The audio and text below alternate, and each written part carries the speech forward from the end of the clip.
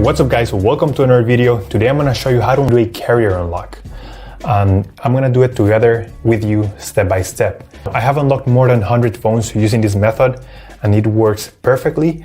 You only need your computer, your smartphone, and you need a SIM card from a different carrier. And that's all you need, and without further ado, let's begin.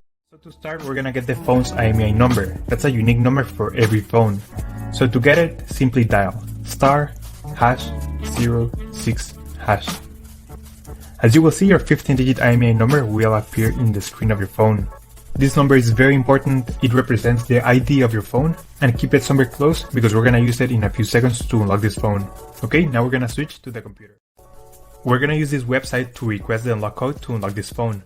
So first you need to fill in the information about the phone you want to unlock in this form. Processing times may always vary, so be very patient. It may be very fast sometimes, but sometimes it may also take a little bit longer, so just keep that in mind. Okay, so after you have waited the estimated amount of time, you're gonna get an email, and I'm gonna show you how the email will look like.